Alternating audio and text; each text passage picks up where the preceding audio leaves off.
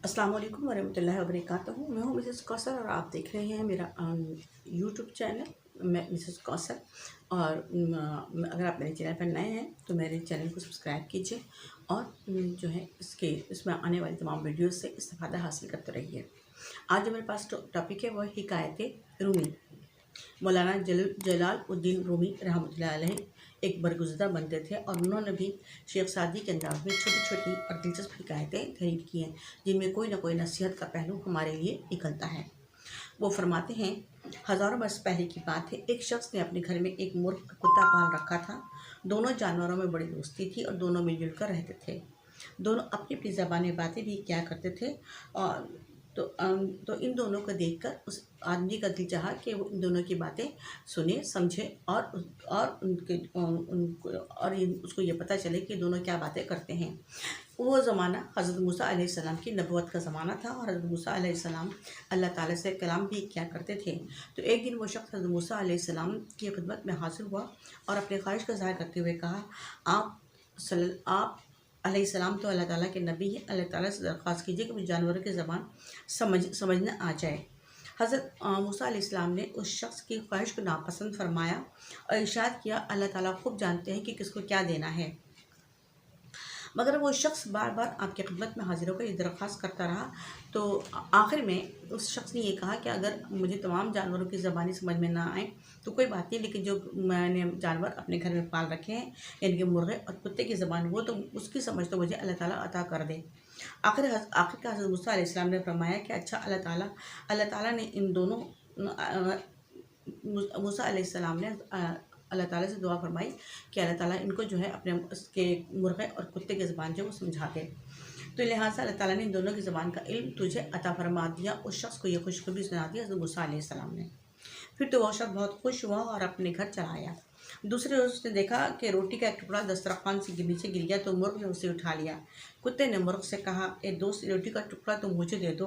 मुर्ग ने कहा, ज़रा सब्र करो और इस टुकड़े का अफसोस ना करो, अल्लाह ताला तुम्हें इससे ज़्यादा अच्छा बदला देगा। वो कैसे? कुत्ते ने पूछा।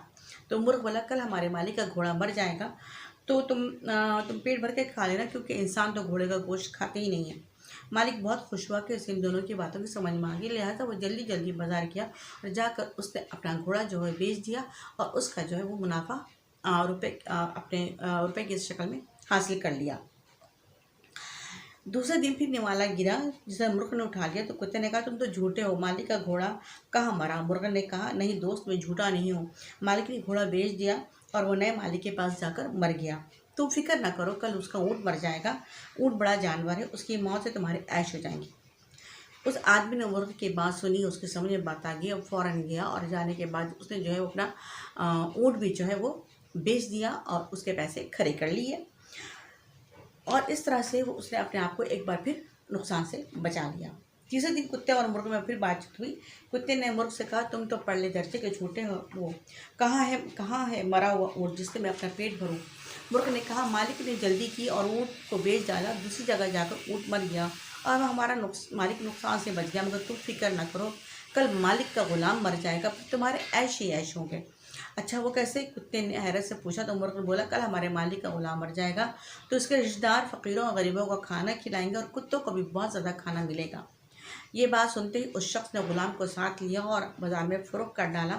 और इस नुकसान से बचकर उसकी खुशी का कोई ठिकाना ना रहा कि अल्लाह ताला ने उसको एक ऐसी सलाहियत अदा कर दी थी हज़रत मूसा अलैहिस्सलाम की दुआ के बायस कि वो अपने जानवरों की जो है बोली समझने लगा था और अपने आप को नुकसान से बचाने लगा था।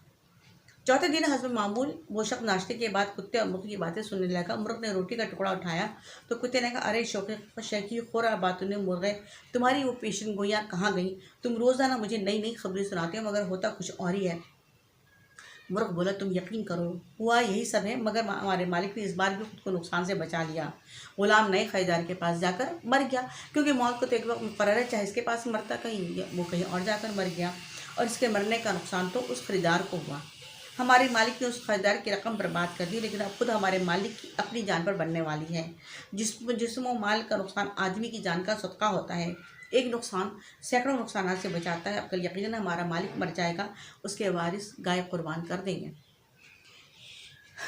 अगर वो उसका जो है ऊँट और घोड़ा जो मर गया था वो उस आदमी की जान का सदका थे। अगर इसके पास मर जाते तो इसके पर से आई हुई बला जो है वो टल जाती। लेकिन उसने चूँकि अपने आप को नुकसान से बचा लिया था और खुद ऊँट और घोड़े को जो है और गुलाम को बेच डाला था, लिहाजा अब मालिक की बारी थी, क्योंकि अब इसके पर से सदका करने की कोई चीज़ बाकी नहीं रही थी।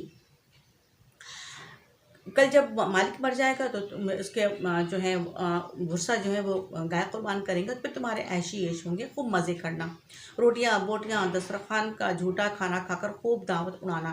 घोड़े ऊँट और गुलाम की मौत उस मग़रूर मालिक की जान का सदका थे। वो माल के नुकसान से तो बच गया मगर मौत से बच नहीं सकेगा। इस आदमी ने जब ये बात सुनी तो वो रोता धोता हज़रत मूसा अलैहिस्सलाम के पास पहुंचा और फरियाद की कि मुझे मौत से बचाया जाए। हज़रत मूसा अलैहिस्सलाम ने इरशाद फरमाया, तुम तो अब नुकसान से बचने में माहिर हो चुके हो, अब खुद अपने आप को इस नुकसान से बचा लो। आदमी ने आजिज़ी से फरियाद की, अपनी गलती की माफ़ी मांगी तो हज़रत मूसा अलैहिस्सलाम ने कहा, हर जानदार को अपने वक्त पर मौत का मज़ा चखना है और उसे कोई नहीं टाल सकता।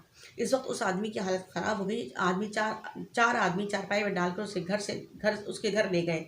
हज़रत मूसा अलैहिस्सलाम ने अल्लाह ताला से दुआ फरमाई, ए रहीम व करीम, उस पर रहम फरमा और इसे ईमान की मौत नसीब फरमा।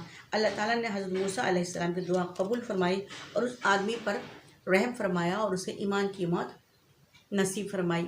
हम सबको एक बात सोचना चाहिए कि हम लोग जो ज़रा सा बीमारी पर बाहर दौड़े जाते हैं अपना इलाज करवाने के लिए, ये सही है, अपना इलाज अपने बात अपनी इज्जत करवाना चाहिए, लेकिन मौत से कैसे डरना, मौत को फेस करना चाहिए कि आने वाला वक्त किसी भी वक्त जो है वो हमें अल्लाह ताला से मिला सकता है। उसकी तैयारी हमें मुकम्मल करनी चाहिए। उम्मीद है कि आपको ये पसंद आई होगी। अब इजाज़त दीजिए। अल्लाह हाफ़िज़।